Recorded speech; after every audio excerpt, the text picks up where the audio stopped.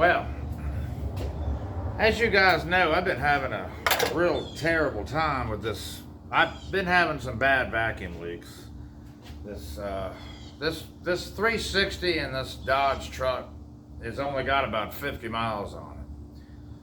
60 miles, somewhere in there. And it ran absolutely perfect. If you follow the last couple of videos I made, you could see it was running good. You could hear it had a nice slow idle with it's got a little cam in it, and you could hear a little choppiness and good throttle response, and right back to an idle.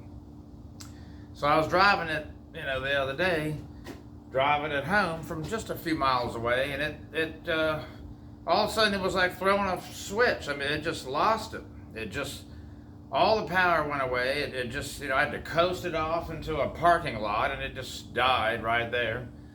And it was just like day and night, from running really good to really bad. So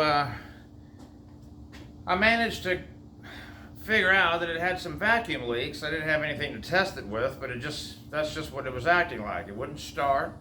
Or it did start, but it wouldn't stay running unless I held the throttle down. It wouldn't idle anymore. And it was just a big mess, making a short story. So I managed to get it home, long story short. Discovered that the passenger side of the engine was where the problem really was. Intake gaskets failed. And I usually always use blue goo. But I didn't do it. The factory didn't do it. I just figured, let me just see what happens. Well, that's what happened. So I swapped gaskets, intake gaskets, and I blue gooed the whole thing.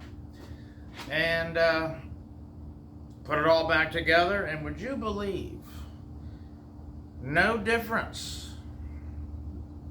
Runs it wouldn't even go back to what it was when I first started the engine 50 miles ago. Just no difference. Still vacuum leaks with brand new intake gaskets and blue goo. All right, well, so I took it back apart again and started really looking at some stuff, and I found a few things that, well, first, before I even go there, let me show you my old gaskets that I just took off. And you can see that pretty much, you can kind of tell that it's, well, can you see in the sunlight? Okay, there we go. It's tore the material, separated it off of the gasket, and a lot of it stuck to the head, but, I mean, that looks like a seal to me. It looks like it was sealing, right? So, I already cleaned up this side. But then, I said, well, look at these little dents here in the metal. From those little, I don't know what you call them, little tits that kind of stick up, on those oil walls, the front and back. On the back side too, there's another one. I mean, that's pretty good pressure when I'm tightening down the intake manifold to push that through that metal like that. So that started to make me realize this is actually blocking the manifold from setting down where I want it. So I removed them. Here. I've already cleaned all this up. That's got to be cleaned a little bit more back there. I'll go around there with a rag and some brake clean and get it all back clean again. But I believe that's what's wrong. And I'm very unhappy with this whole situation, but I think that's what's wrong with it. So, the engine is also, the block has been decked, and heads have been shaved, so there's more factors.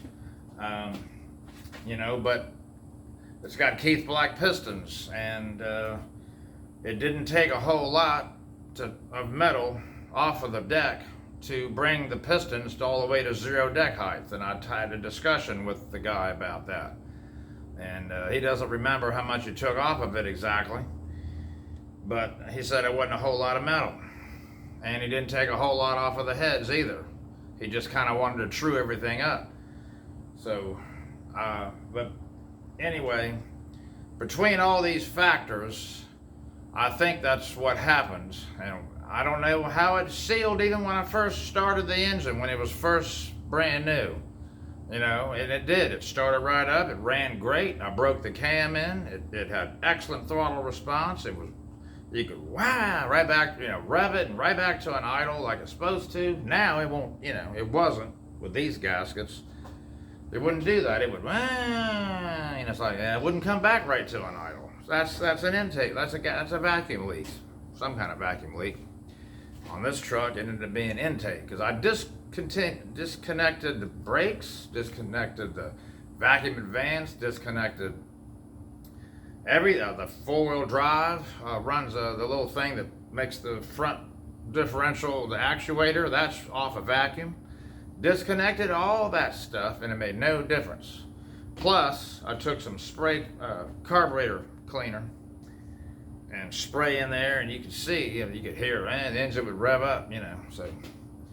So not only that's done, but I also ordered a little bit thicker intake manifold gaskets right here. These things are a little thicker than the factory, or than the ones they give you. They're from Mr. Gasket, and I'm gonna put those in there. They're already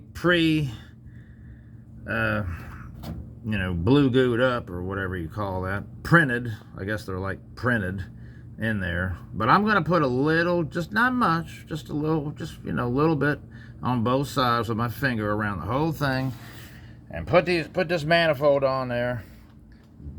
Torque it down like it's supposed to. It's not gonna have these old things holding it up. You know, it's gonna set down on the heads the way it wants to. I don't think it was able to set down on the heads like it wanted to because of these little things.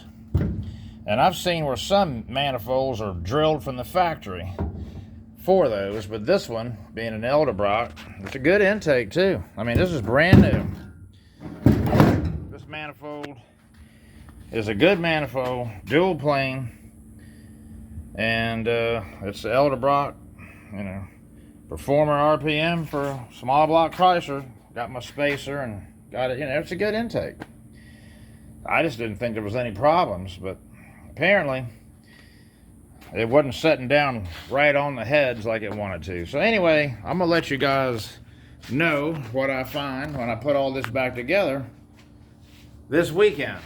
I'll have it all back together, and I need to not have any more of this going on, because it's just been, it's ridiculous, you know. I mean, I've put on 100 intakes in my life, and I've never had a problem like this.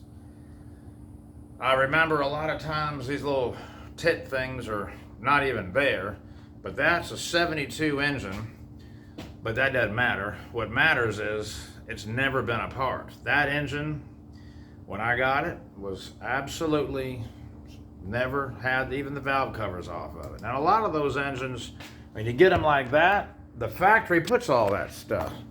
Let's look at this 340. Here's a 340. See, somebody's taken them out already. Let's see. Somebody, I just thought about that. Let me go look at this 340. Somebody has taken those out of there. Yeah. Okay. That's what I mean. A lot of times they're not quite, you know, completely factory original when you get them, and you know, you just 50 some years later you get them and somebody's fooled with that one. That 360 in that truck, no, it was untouched, so that's why it had those. I haven't seen a whole lot of engines that have that, but I know that's how they came. All right, if you could like and subscribe, I really appreciate that. I'm going to keep this stuff coming, and I'll let you know how this works out. This may help somebody with intake manifold gasket problems. They're just trying to pull their hair out, and it could be those little tit things are just keeping the manifold from setting low enough. Could be. I'm going to find out if it's my problem. Thank you very much.